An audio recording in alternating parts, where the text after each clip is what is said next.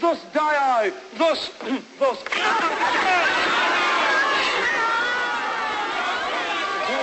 right. Now am I dead? Oh well, you can't win them all. Tongue, lose thy light. Moon, take thy flight.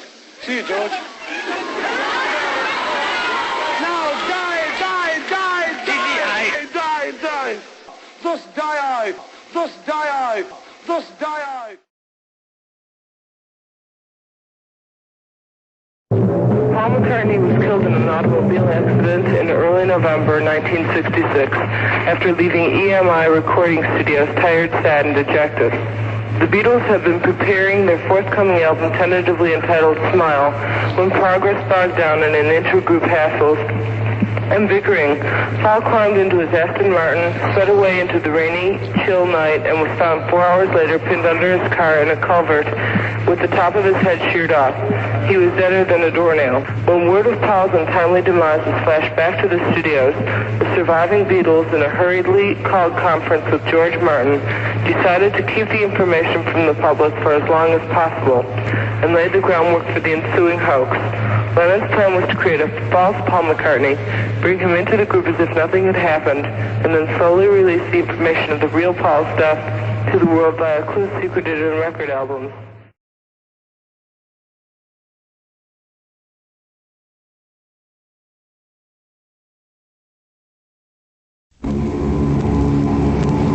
Is Paul McCartney dead?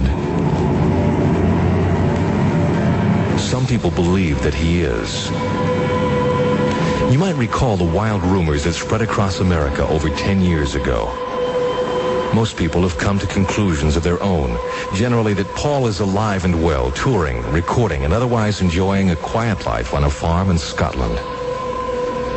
Others continue to pursue the idea that Paul McCartney died in a car crash in November of 1966, was replaced by a look-alike, carefully groomed in his musical style to match that of the deceased Beatle.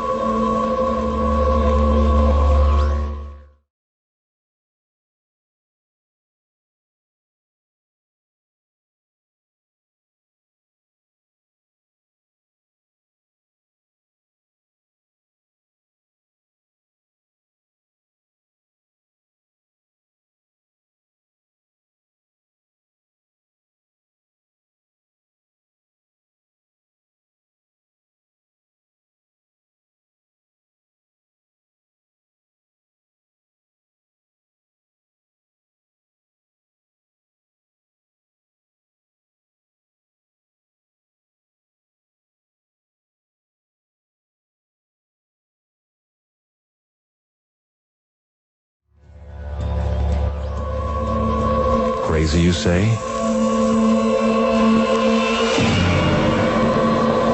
My name is Dave Fox, and with the able help of Beatle expert Joel Glazier, we'll spend the next hour probing some of the clues and theories behind this bizarre story. Listen very carefully. You may find that sanity is not quite so easily defined as you thought. You may begin to question your own.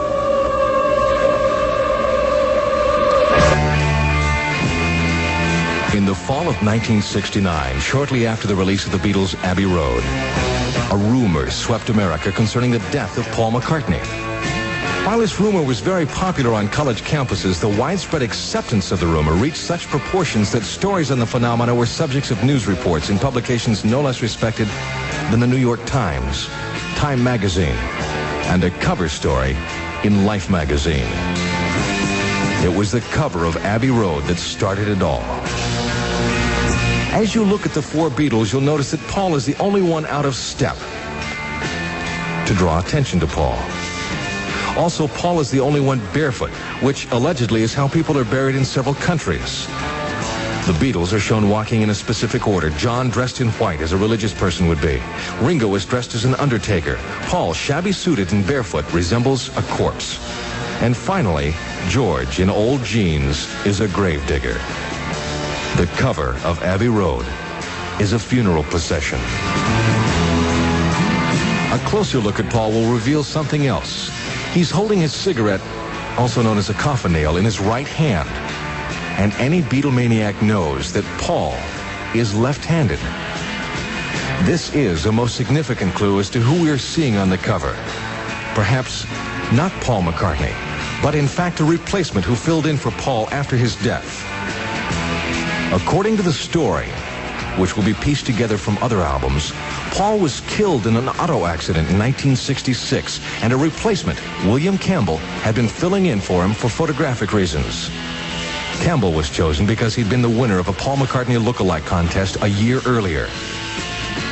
William Campbell, from Scotland, has not been heard from since. In fact, could be the person posing as Paul on the cover of Abbey Road. Behind George Harrison appears a white Volkswagen, which looks like an innocent car until one checks out the license plate, 28IF. It means, of course, that Paul would have been 28 if he were still alive. The police van on the other side of the street symbolizes the police who were called to the scene of the original McCartney accident in 1966 and were paid off to hush up the whole affair. By now, many of you are probably thinking of ways to discredit these clues. The Beatles themselves tried to do just that in 1969. You're wrong, you may be thinking, regarding Paul's being 28 if he were alive in the fall of '69.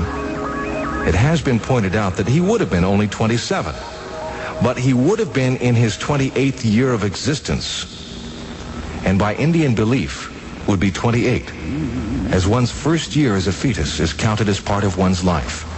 The Beatles made no secret of their fascination with Indian beliefs.